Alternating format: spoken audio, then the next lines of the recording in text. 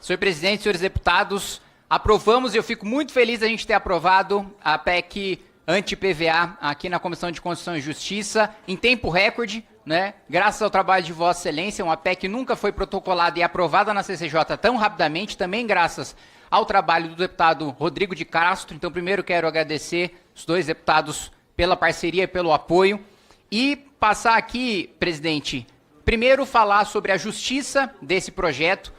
Corrigir Vossa Excelência, não é um dos IPVAs mais caros, é o mais caro do mundo. Tivemos aqui na audiência pública o estudo da Proteste, da Associação dos Consumidores, o mais caro e aquele que dá menos retorno, porque a justificativa que foi utilizada pelos secretários de Fazenda dos estados é de que o IPVA depois se transforma em boas rodovias, em educação, em saúde, e eu pergunto para a população brasileira que nos assiste, se este retorno do imposto está vindo por parte dos estados e por parte dos municípios. Se você está satisfeito com as suas UPAs, as suas UBSs, as suas rodovias, se você está satisfeito com a segurança pública do seu estado, não está.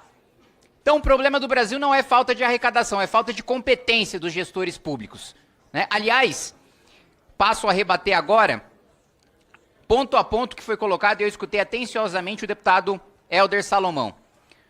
Primeiro ponto, deputado, conheço bem o 17 da LRF e o 113 da DCT. Barrei dezenas de projetos do PT na Comissão de Finanças e Tributação por violação a esses dispositivos. Não é o caso da minha PEC. Primeiro, apresentamos as fontes de compensação. A limitação com publicidade institucional, que a gente sabe que muitos prefeitos, muitos governadores e o presidente da República abusam para fazer propaganda pessoal, em vez de fazer propagandas de interesse público. Então, propagandas de vacinação, que são importantes, propagandas para demonstrar acesso a políticas públicas, que são importantes, não. É só para mostrar, governo do Brasil está fazendo isso, está do seu lado. É propaganda eleitoral, na prática. Apresentamos essa fonte de compensação que foi mantida pelo relator. Não sei se o deputado Helder não prestou atenção ou não teve acesso ao relatório que está no sistema, mas essa compensação foi mantida pelo relator. Então não é verdade que não existe compensação mesmo depois do voto do relator. Da publicidade institucional foi. Da publicidade institucional foi. Da publicidade institucional foi. Então esse é um ponto. Não é verdade que não tem compensação. Outro ponto. Me espanta que o deputado Helder tenha dito, olha, critico porque falta compensação, mas elogio porque o relator tirou uma compensação. Então você precisa se decidir. Ou é a favor de compensação ou é contra compensação. E o ponto que a gente coloca aqui era a limitação dos gastos com os parlamentos que, mais uma vez, Congresso Nacional Brasileiro, as Assembleias Legislativas e as Câmaras de Vereadores são das mais caras do mundo. E, mais uma vez, os parlamentos brasileiros também, assim como as prefeituras, os governos estaduais e o governo federal, não dão o resultado esperado pela população e não justificam o gasto que tem hoje. Na comissão especial, em que nós vamos debater o mérito, deputado Helder, o impacto nós já temos. E eu tenho o estudo e eu tenho a memória de cálculo, é de 38 bilhões de reais. Não sei de onde os municípios tiraram 50 bilhões de reais, eu pediria a memória de cálculo, apostaria de que eles não têm, mesmo porque, infelizmente, parte dos prefeitos brasileiros não sabem fazer conta, não à toa boa parte dos municípios estão tão endividados, principalmente com seus regimes próprios de previdência, com a irresponsabilidade fiscal dos municípios e dos estados também. Então, infelizmente, é sintomático que o cálculo que tenho apresentado aqui tenha sido errado. E um ponto que eu quero também ressaltar, a covardia dos governadores. Porque eles se esconderam atrás dos seus secretários de Fazenda para lançar notinha contra a PEC, mas nenhum governador teve a coragem de vir na audiência pública, nem institucionalmente nenhum secretário de Fazenda teve coragem quando a gente chamou. Não quiseram participar do debate. O governo Lula, mesma coisa. Convidamos o governo Lula, não teve coragem de colocar o seu posicionamento na audiência pública. Faltou. Não teve a dignidade de mandar um técnico sequer. Então, esses pontos precisam ser colocados.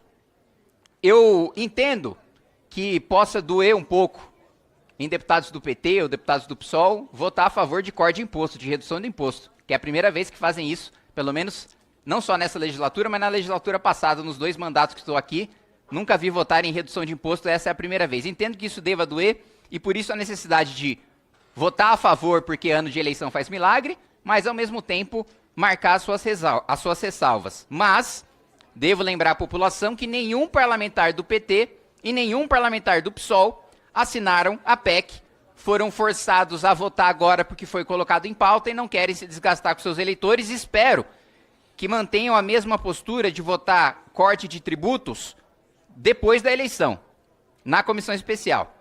Também recomendo que o deputado Helder e a base do PT assistam à entrevista coletiva que eu concedi do momento do protocolo, em que nós temos para apresentar na comissão especial mais de 200 bilhões de reais em diferentes compensações que podem ser colocadas. Privilégio para cortar, seja tributário, seja de supersalário, seja de desonerações setoriais, não falta no nosso país. Gasto para cortar não falta. O que faltou nesse governo foi disposição para cortar esses gastos. Boa parte deles privilégios para a elite brasileira, privilégios tributários. Cerca de 200 bilhões de reais que saem do pagador do imposto brasileiro, que é o mais pobre, porque nossa tributação está baseada no consumo. Aliás, sob tributação baseada no consumo, o deputado Helder também colocou que a minha PEC poderia estar em desconformidade com a reforma tributária. Também não é verdade. A reforma tributária foi sobre o consumo. A reforma tributária não tratou sobre o tributo sobre o patrimônio, que é o caso do IPVA. Todos os pontos que foram levantados estão rebatidos. Tudo que precisa ser sanado será na comissão especial. O que foi colocado... também um exemplo que foi dado pelo deputado Helder.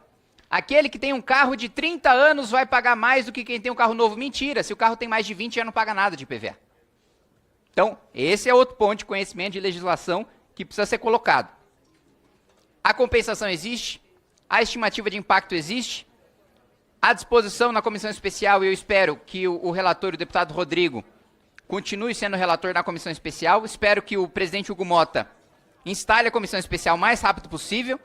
E espero que a postura aqui, não tem nenhum deputado do PSOL, todos faltaram, mas que a postura dos deputados do PT de votar favoravelmente essa matéria na CCJ permaneça depois da eleição, quando nós devemos ter a votação na comissão especial, e que os prefeitos e os governadores que mandaram seus técnicos aqui para municiar o governo, para discursar contra a PEC, que pelo menos um deles tenha coragem de se posicionar publicamente. Que pelo menos um governador tenha coragem de falar, olha, eu quero manter o IPVA como está hoje no meu governo, porque o meu governo dá resultado com esse IPVA. Eu quero ver um governador que tenha coragem de dizer isso. Eu quero ver um prefeito que diga, o meu repasse do IPVA, eu dou resultado do meu município, meu cidadão está satisfeito, por isso eu quero manter o IPVA como está hoje. Quero ver um.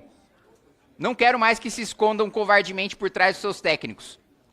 Os técnicos, não tenho dúvida de que são competentes e de que fazem um bom trabalho. Agora, quem toma a decisão é o político. E é o político que tem que ter coragem de sustentar o seu posicionamento na frente do seu eleitor. Obrigado, presidente. Se você gostou do vídeo, não se esqueça de deixar o like e se inscrever no canal. Te vejo no próximo vídeo.